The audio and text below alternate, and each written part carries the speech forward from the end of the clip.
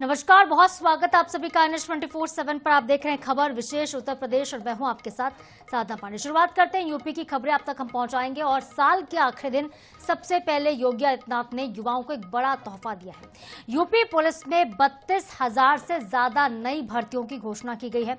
Uttar Pradesh police भर्ती और प्रोन्नति बोर्ड ने आरक्षी, नागरिक पुलिस और समकक्ष पदों पर सीधी भर्ती 2025 का नोटिफिकेशन जारी कर दिया। ऑनलाइन आवेदन प्रक्रिया 31 दिसंबर 2025 से लेकर 30 जनवरी 2026 तक होगी। आवेदन से पहले वन टाइम रजिस्ट्रेशन अनिवार्य होगा। योगी सरकार के कार्यकाल में अब तक पुलिस विभाग में 2 लाख से ज्यादा भर्तियां हो चुकी है। साल 2025 में ही 60,000 से ज्यादा पद ऐसे हैं जिस पर भर्ती हुई थी और ये कदम जो है कानून व्यवस्था के लिए काफी महत्वपूर्ण सुदृढ़ माना जा रहा है। काफी महत्वपूर्ण इसलिए भी है क्योंकि उत्तर प्रदेश में पुलिस भर्ती का इंतजार कर रहे युवाओं के लिए बेहद अच्छी खबर है। बढ़ेंगे आगे, बात करेंगे उत्तर प्रदेश की ही। सीएम योगी ने 2026 के शुभारंभ पर प्रदेशवासियों को हार्दिक शुभकामनाएं दी और बधाइयां दी हैं। उन्होंने नववर्ष पर जनता से सुख, समृद्धि, उत्तम स्वास्थ्य, उज्जवल भविष्य की कामना भी की और कहा है कि बीता वर्ष प्रदेश के सुशासन, सुदृढ़ कानून व्यवस्था, आधारभूत ढांचे, निवेश और रोजगार सृजन के लिहाज से बेहद महत्वपूर्ण रहा। प्रधानमंत्री नरेंद्र मोदी के मार्गदर्शन में उत्तर प्रदेश ने विकास की एक नई प्रगति को प्राप्त किया है। मुख्यमंत्री ने आगे कहा कि साल 2026 में सरकार विकसित उत्तर प्रदेश और 2047 के लक्ष्य को लेकर आगे बढ़ेगी और जीरो पॉवर्टी, अंत्योदय, सामाजिक न्याय और सर्व समावेशी लोक कल्याण को प्राथमिकता देते हुए कार्य करेगी।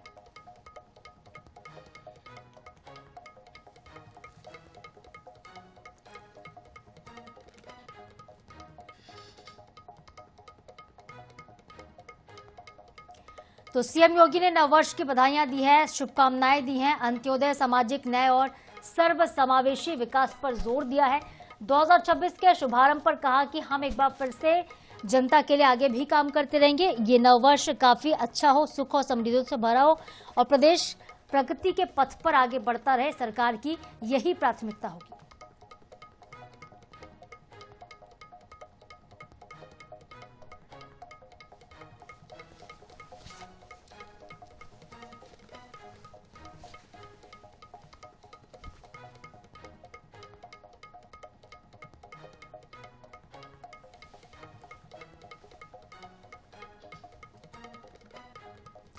तो निवेश, रोजगार और जन कल्याणकारी में महत्वपूर्ण भागीदारी रही है।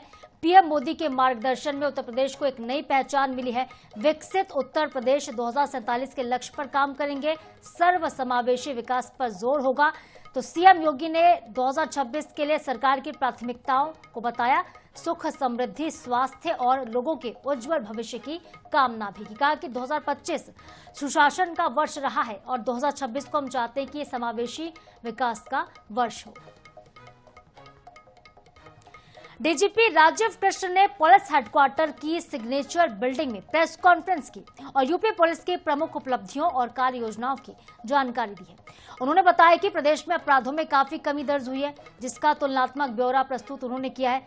डीजीपी ने यक्ष ऐप को एआई और लीगल टेक्नोलॉजी का संयोजन बताते हुए उसके कार्यों की प्रक्रिया को समझाया। कहा है कि पुलिस कर्मियों को मास्टर ट्रेनर्स के द्वारा प्रशिक्षण दिया जा रहा है। हर एक थाने में साइबर क्राइम डेस्क भी स्थापित किया जाएगा। तो यक्ष ऐप से काम किया जा रहा है। सिग्नेचर बिल्डिंग में प्रेस कॉन्फ्रेंस हुई है पुलिस हेडक्वार्टर में। पुलिस की कार्रवाइयों का ब्यौरा, पूरा लेखा जोखा बीते साल का सामने रखा गया। यक्ष ऐप की सराहना भी की गई। बताया गया कि पुलिस वालों को किस तरह से ट्रेनिंग दी जा रही है और साइबर क्राइम डेस्क भी स्थापित किया जाएगा। इधर मथुरा में संत प्रेमानंद जी महाराज ने नववर्ष के मौके पर लोगों को संयम और सदाचार का संदेश दिया। उन्होंने कहा कि नववर्ष का सही अर्थ होगा नया जीवन और नया संकल्प। संत ने लोगों से नशा, मांस और हिंसा से दूर रहने की सलाह भी दी। मदिरा सेवन को पाप बताते हुए कहा है कि अगर समाज सच में सुख और शांति चाहता है तो सभी प्रकार के मांस और मदिरा से दूर रहना चाहिए।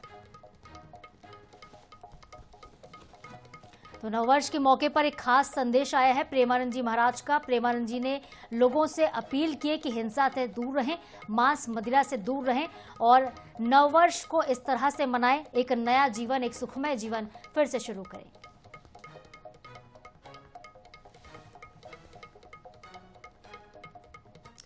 बुलंदशहर ने खुद को सीबीआई अधिकारी बताकर एक व्यापारी के घर पर डकैती करने वाले गिरोह का अनूपपुर शहर की पुलिस ने पर्दाफाश किया है। पुलिस ने इस मामले में 5 आरोपियों को गिरफ्तार किया। आरोपी फर्जी पहचान के सहारे घर में घुसते थे और व्यापारी का घरेलू नौकर संजय भी इसमें शामिल था। जांच में सामने आया कि आरोपियों ने अलीगढ़ के गैंग के साथ मिलकर साजिश रची थी। पुलिस ने आरोपियों के कब्जे से 280 ग्राम सोने के जेवर, 110 ग्राम चांदी, 13 लाख रुपए की नकदी और तमंचा के साथ ही कारतूस बरामद किया है। 2 मुख्य आरोपी इंद्रपाल योगेश पर इनाम घोषित था। एक आरोपी अब भी अंकुर, जिसका नाम फरार है और उसकी तलाश पुलिस कर रही है।